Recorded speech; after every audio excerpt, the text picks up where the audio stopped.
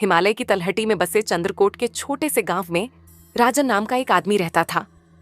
वह एक साधारण किसान था जो अपने परिवार के साथ शांतिपूर्ण जीवन जी रहा था। लेकिन राजन के पास एक गहरा रहस्य था।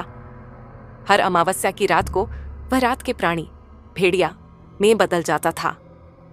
राजन हमेशा से एकाकी रहा था। उसे इंसानों से ज्यादा जंगल में रहना पसंद था।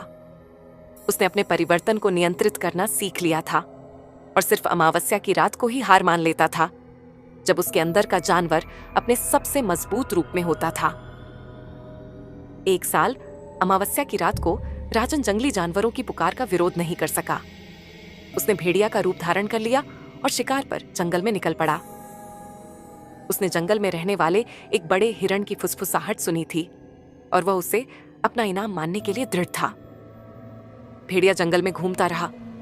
उसकी गहरी इंद्रियां उसे अपने शिकार की ओर ले जा रही थीं। वह पत्तों की सरसराहट, टहनियों के टूटने और किसी और के दिल की धड़कन सुन सकता था। वह आवाजों का पीछा करता हुआ अपने लक्ष्य के करीब पहुंचता गया। भेड़िया के पास पहुंचते ही उसने हिरण को देखा, एक शानदार प्राणी जिसके सींग चांदनी में चमक रहे थे। भेड़िया ने झपट्टा मारा और अपने दांत हिरण की गर्दन में गड़ा दिए। लेकिन जैसे ही उसने ऐसा किया, उसे अपने अंदर एक अजीब सी सनसनी महसूस हुई। हिरण कोई साधारण जानवर नहीं था। यह एक पौराणिक प्राणी था और इसके खून में एक शक्तिशाली जादू था। जादू के असर के कारण भेड़िया को लगा कि वह कमजोर होता जा रहा है और वह जमीन पर गिर पड़ा। वह दर्द और डर से कांपता हुआ वापस राजन में बदल गया। हिरण के खून के जादू ने न केवल भेड़िया को कमजोर कर दिया था, बल्कि उसे श्राप भी दे दिया था। उस दिन से राजन अपने परिवर्तनों को नियंत्रित करने में सक्षम नहीं था। वह हर रात भेड़िया बन जाता था, जंगली जानवरों की पुकार का विरोध करने में असमर्थ। चंद्रकोट के ग्रामीण जंगल में घूमने वाले वेयरवुल्फ से भयभीत हो गए और उन्होंने अपने स्थानीय पुजारी से सुरक्षा की भीख मांगी। पुजारी, एक दयालु और बुद्धिमान व्यक्ति, जानता था कि उसे शापित राजन की मदद करनी है। उसने देवताओं से शाप हटाने और राजन को जानवर के बंधन से मुक्त करने का आह्वान किया। लेकिन देवता चुप थे। अगली अमावस्या की रात को भेड़िया जंगल से निकला। उसकी भूख उसे गांव की ओर ले जा रही थी। ग्रामीण मशालों और हथियारों से लैस होकर उसके लिए तैयार थे। उन्होंने भेड़िया पर हमला किया, उसे मारने और शाप को समाप्त करने की कोशिश की। लेकिन जैसे जैसे लड़ाई बढ़ती गई, पुजारी को एहसास हुआ कि वे भेड़िया को नहीं मार सकते। वह अभी भी राजन था। पुजारी ने ग्रामीणों से उनके हमले को रोकने की विनती की, उनसे दया दिखाने का आग्रह किया। ग्रामीण झिझक रहे थे। उन्हें समझ में नहीं आ रहा था कि क्या करें। लेकिन जब उन्होंने भेड़िया को देखा तो उन्होंने एक राक्षस नहीं बल्कि एक आदमी देखा, एक आदमी जो पीड़ित था। उन्होंने अपने हथियार नीचे कर दिए और पुजारी की बात सुनने लगे। पुजारी ने गांव वालों को वेयरवुल्फ की कहानी सुनाई, एक ऐसे आदमी की जिसे एक पौराणिक प्राणी ने श्राप दिया था और उसे इंसान और जानवर दोनों की तरह रहने के लिए मजबूर किया गया था। उसने उनसे कहा कि भेड़िया को मारने से श्राप खत्म नहीं होगा, केवल दया ही ऐसा कर सकती है। गांव वालों ने भेड़िया को गांव से दूर जंगल में रहने देने पर सहमति जताई। उन्होंने उसे खाना लाने और उसके अस्तित्व का सम्मान करने का वादा किया, जब तक कि वह उन्हें कोई नुकसान नहीं पहुंचाता। और इस तरह राजन भेड़िया के रूप में रहने लगा।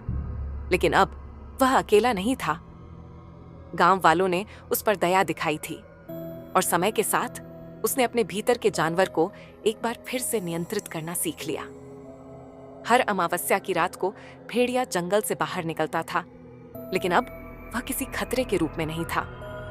गांव वालों ने उसका स्वागत किया और साथ मिलकर वे उस दुनिया की सुंदरता और रहस्य का जश्न मनाते थे जिसमें वे रहते थे।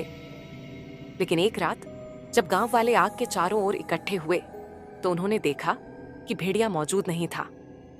उन्होंने जंगल की खोज की। हर गुजरते पल के साथ उनकी चिंता बढ़ती जा रही थी और फिर उन्होंने उसे जमीन पर लेटा हुआ पाया। उसका शरीर मुड़ा हुआ और टूटा हुआ था। उसके बगल में उन्हें पौराणिक हिरण का शरीर मिला, जिसका खून धरती में रिस रहा था।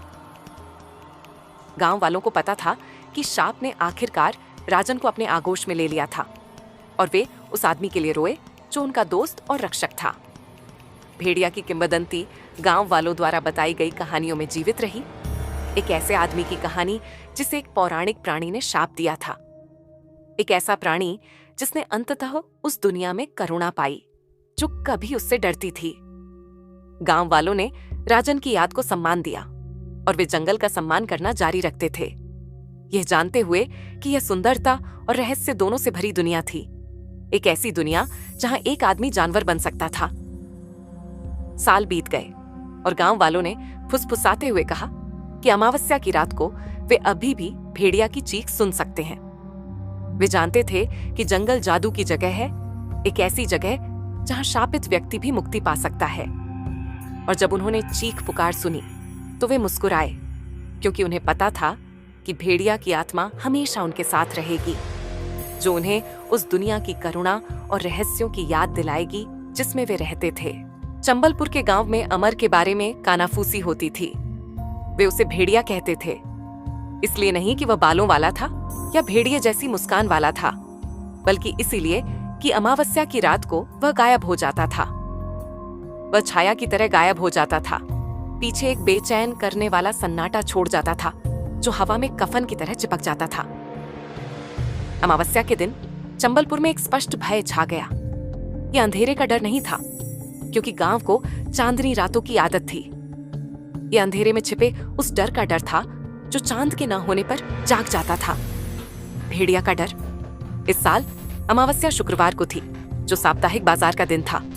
बाजार में चहल पहल थी, हवा मसालों की खुशबू से भरी हुई थी और मोल भाव की सरसराहट थी। लेकिन सतह के नीचे बेचैनी की एक धारा बह रही थी, एक खामोश डर जिसे हर गांववासी साझा करता था। शाम ढलते ही बाजार खाली हो गया। लोग अपने घर की ओर भागे, अपने दरवाजे बंद किए और खिड़कियां बंद कर लीं, मानो ऐसा करने से ही आने वाला अंधेरा टल जाएगा। लेकिन अमर कहीं दिखाई नहीं दिया। वह दिन भर गांव के बाहरी इलाके में अपनी छोटी सी जमीन की देखभाल करता हुआ बिताता था। लेकिन जैसे ही चांद क्षितिज के नीचे डूबा, रात में एक तीखी चीख सुनाई दी। एक महिला चीखी। उसकी आवाज पूरे गांव में गूंज रही थी, जो एक ऐसे डर से भरी हुई थी जिसने रीढ़ की हड्डी में सिहरन पैदा कर दी। चीख के बाद पागलों की तरह चलने की आवाज, चीजों के फेंके जाने की आवाज और फिर सन्नाटा। गांव के लोग अपने घरों में दुबके हुए थे, डरे हुए, फुसफुसाते हुए और अटकलें लगाते हुए। क्या हुआ था? क्या भेड़िया वापस आ गया था? क्या उसने कोई और शिकार कर लिया था? डर स्पष्ट था। इसकी जड़ें उनके जीवन के हर कोने तक पहुंच रही थीं। अगली सुबह गांव के लोगों ने एक ऐसा नजारा देखा जो हमेशा के लिए उनकी यादों में अंकित हो जाएगा। वह महिला जो चीखी थी, उसका चेहरा डर से पीला पड़ गया था। अपने घर में मृत पड़ी थी। लेकिन सबसे अजीब बात यह थी कि मौत का कारण एक गहरा काटने का निशान था, एक ऐसा निशान जिसने सभी की रीढ़ की हड्डी में सिहरन पैदा कर दी। भेड़िया। ये भेड़िया ही होना चाहिए था, लेकिन फिर से कानाफूसी शुरू हो गई। महिला के पति गांव के एक बुजुर्ग ने एक प्राचीन भविष्यवाणी के बारे में बताया, एक कहानी जो पीढ़ियों से चली आ रही है, एक श्राप की कहानी जो गांव पर पड़ा, एक ऐसा श्राप जो एक भेड़िया आदमी को जन्म देगा, एक ऐसा प्राणी जो लोगों के डर पर पलेगा। गांव वाले डर गए। किंवदंती ने उनका डर और बढ़ा दिया। लेकिन जैसे जैसे दिन बीतते गए, एक नया संदेह जड़ पकड़ने लगा। काटने का निशान, डर, समय, सब कुछ अमर की ओर इशारा कर रहा था। लेकिन क्या वह वास्तव में भेड़िया आदमी हो सकता है? भेड़िया आदमी की कहानी डरावनी, रहस्यपूर्ण और उस इंसानी प्रवृत्ति की कहानी थी जो उस चीज से डरती है जिसे हम नहीं समझते। यह एक ऐसी कहानी थी जो आने वाली पीढ़ियों को सुनाई जाएगी। ये मानव हृदय के भीतर छिपे अंधेरे और भय की भयावह शक्ति की एक भयावह याद दिलाती है।